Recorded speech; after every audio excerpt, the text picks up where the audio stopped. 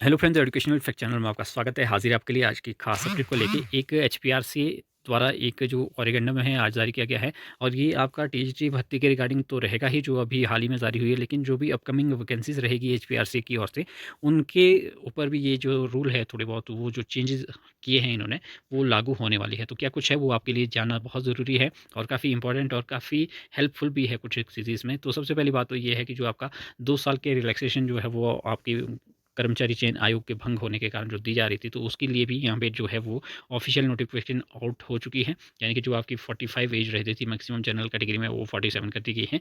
बाकी other categories में भी ये आप 2 साल बढ़ा सकते हैं। ये बात रही आपकी टीजीटी की। साथ में इसमें ही अगर बात करें तो दूसरी जो बात है वो आपका है the minimum qualification marks of written screening test. तो ये आपने देखा होगा कि हाल ही में जो पब्लिक सर्विस कमीशन द्वारा वैकेंसीज निकाली गई थी पीजीटी की, तो उसमें कुछ एक ऐसे सब्जेक्ट थे जिनमें कि कट ऑफ जो है वो 1, 2, 0.53 इस तरह की रही थी। तो इस वजह से यहाँ पे जो इन्होंने एक क्वालिफ़ाइंग जो है वो मिनिमम क्वालिफ़िकेशन क्वालिफ़ाइंग मार्क्स जो है वो रखे हैं, और वो है आपकी जनरल कैटेगरी में 35% और अदर कैटेगरीज़ से है अगर आप, तो आपको 30% मार्क्स जो है वो होने चाहिए मिनिमम, तभी आपकी जो जॉब है वो लग पाएगी। नहीं तो होता ये था कि अगर कोई भी कैंडिडेट ना मिले तो वो भले ही उसके 1-2 नंबर भी है, अगर कट ऑफ 1-2 तक जा रही है तो वो उसका भी नंबर आ जाएगा। लेकिन अब जो है वो 35 से नीचे या अदर कैटेगरी में 30 से नीचे आएगी ही नहीं कट ऑफ, ये है इसका मेन मोटिव। तो इसका है भी अच्छा है, 1-2 नंबर लेके अगर कोई जॉब लग रहा है तो उसका क्या ही फ़ायदा, उससे बढ़िया तो वैकेंट रह जाए और दोबारा एडवर्टाइज़मेंट हो, तो और जो है वो कैपेबल लोग जो है वो लग पाएँगे। अच्छी बात ये है इसमें। दूसरी बात इसमें ये रखी गई है कि इसमें जो वेटिंग पैनल है वो भी जारी किया जाएगा। वैसे आपका जो अ, कर्मचारी चयन आयोग था वो वेटिंग पैनल तो वैसे भी निकालता था, लेकिन आपका पब्लिक सर्विस कमीशन जो है वो वेटिंग पैनल नहीं निकालता है।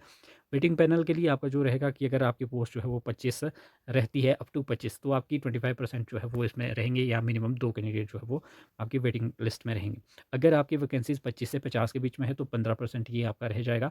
और अगर बात करें इसमें वैकेंसीज़ की 50 या इससे ज़्यादा होंगे, तो ये आपकी वेटिंग लिस्ट में जो कैंडिडेट जाएँगे वो आपके 10% रहेगा। यानी कि अगर मान लो 100 वैकेंसीज़ है, तो 100 का 10% आपका 10 हो जाएगा, तो 10 कैंडिडेट जो है वो वेटिंग पैनल में इधर आपके रखे जाएँगे। Provided that any fraction shall be rounded off to next number, और इसमें 10% या फिर मिनिमम 8 कैंडिडेट जो भी होगा वो आपका रखा इसमें जाएगा। तो ये सारे अपडेट जो है वो इसमें किए गए हैं, बाकी ज़्यादा कोई है नहीं है। और बाकी तो जो एज़ इट इज़ थे पुराने रूल्स वो ही इन्होंने कॉपी भी की है, बाकी इसमें कुछ ज़्यादा नया है नहीं। बाकी जितने भी कैंडिडेट हैं वो जो है अपना फॉर्म जो है फटाफट से फिल करते, 3 तारीख अब करीब ही है जिन कैंडिडेट ने नहीं फिलअप किया है। बाकी वेटिंग पैनल, सॉरी, वो करेक्शन विंडो की बात जो है वो कही जा रही थी, उसके लिए ऑफिशियल नोटिफिकेशन अभी तक आया नहीं है, लेकिन ऑफिशियल नोटिफिकेशन आपको जल्द ही देखने को मिल सकता है। तो और जो करेक्शन विंडो की बात करें तो ये आपकी 3 तारीख के बाद ही, या जब भी अगर अभी एक्सटेंड होती है लास्ट डेट, तो उसके बाद जब भी वो तब ओपन होगी, 1-2 दिन आपको उसके लिए दिया जाएगा। करेक्ट जो भी आपने कोई गलती की है एप्लीकेशन फॉर्म फिलअप करने में, वो आप उसमें सुधार पाएंगे।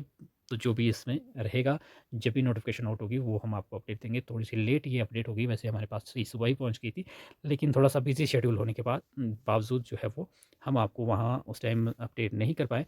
तो ये आपके लिए है, सभी जो अपकमिंग है जैसे जेबीटी की भी भर्ती है उनके लिए भी ये रूल जो है वो रहेंगे सेम। उसमें भी वेटिंग लिस्ट भी आएगी, और 30 और आपका जो 35% जो मिनिमम मार्क्स है पासिंग, वो भी इसमें अप्लाई किए जाएंगे, वो सारी बातें हैं। तो फिलहाल अभी के लिए इतना ही, तो मिलते हैं अगली अपडेट के साथ। तब तक के लिए बाय बाय।